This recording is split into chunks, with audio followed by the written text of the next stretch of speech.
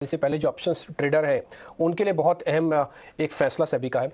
ये नोटिफिकेशन पहले ही जारी हो चुका था, लेकिन धीरे धीरे करके इसको सब भूल गए क्योंकि मामला जनवरी का था। लेकिन इस जनवरी से लेकर अब मार्च के बीच बीच में आते आते फिर से बात उठी है कि क्या डू नॉट एक्सरसाइज होना चाहिए कि नहीं होना चाहिए। एक्सचेंजेस इसको 30 तारीख के बाद हटा रहा है। डू नॉट एक्सरसाइज नाम से ही आपको बहुत क्लियर हो रहा होगा कि डू नॉट एक्सरसाइज का मतलब क्या है कि आप अब इसको एक्सरसाइज अगर नहीं करते हैं तो अब आपको पेनल्टी या फिर जो भी इसका खामी आ जाए वो आपको भुगतना पड़े आते हैं। दूसरा, जब ऑप्शंस के सौदे समय पर आप काटने होंगे, ये दूसरा पॉइंट है इसके अंदर कि आपको ऑप्शंस के सौदे समय पर काटने होंगे। ये जो हमने लिखा आपके सामने दूसरा पॉइंट, समय पर नहीं काटेंगे तो फिर दिक्कत आएगी। इन द मनी सौदे, इन द मनी का मतलब होता है कि मान लीजिए 450 की कोई चीज़ है, वो 450 के नीचे आ गई तो इन द मनी हो गई। एट द मनी जहाँ पे हम खड़े हैं, आउट ऑफ द मनी इसके ऊपर जाके, तो इन द मनी यानी कि जो भाव के नीचे के रेट में आ गई वो इन द मनी कॉल है, उसको काटना जरूरी होगा। इससे पहले तक एक्सचेंज अपने आप काट देते जाएंगे।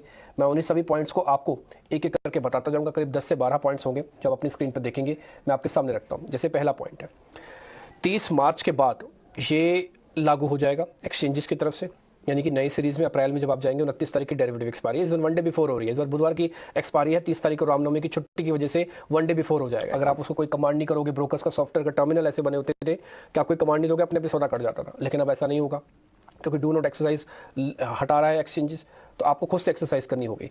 एक और पॉइंट, आपको सौदे 3:30 से पहले पहले काट लेने होंगे।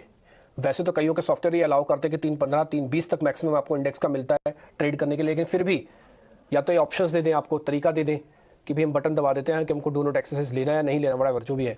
अगर नहीं है, मान लीजिए ऑप्शंस का आपको तरीका नहीं दे रखा, तो आप ये मान के चलिएगा 3:30 से पहले स्टॉक्स के ऑप्शंस, इंडेक्स के ऑप्शंस वो काटने ही होंगे आपको अपने आप से, सारे 0-0 करने होंगे। और इसमें कोई मैटर नहीं करता कि वो 1 रुपये की है, 50 पैसे की है, 10 पैसे की है, 100 रुपये की है। मैटर ये करता है कि क्या उतना लॉट, जितने भी ऑप्शन लॉट साइज होता है, उतना लॉट का माल आपके पास पड़ा है कि नहीं पड़ा। नहीं पड़ा तो फ्यूचर खरीद के दो। अगर फ्यूचर खरीद के नहीं दे सकते तो आप अपनी डिलीवरी में से निकालो। बोले डिलीवरी भी नहीं है हमारे पास, तो डिलीवरी नहीं है आपके पास, फ्यूचर आप ले नहीं सकते, तो फिर आपका मामला ऑप्शन पे जा रहा है सारा, तो आपको कुछ ना कुछ तो करना ही होगा। एक और पॉइंट भी है, सेटल नहीं होने पर लंबी सेटलमेंट की प्रक्रिया है। ये पूरा सेटलमेंट की प्रोसेस लंबी होगी, नहीं तो बटन दबाने का काम है सिर्फ, और 3:30 से पहले पहले आपको करना है। एक और बात, अगर एक प्रक्रिया में आप फंस जाते हैं या प्रक्रिया को फॉलो करते हैं, तो आप ऐसा मान लीजिएगा जहाँ पे 2,000 रुपये का घाटा नफा नुकसान होना है, वहाँ पर आपका 20,000 का नफा नुकसान होना तय है।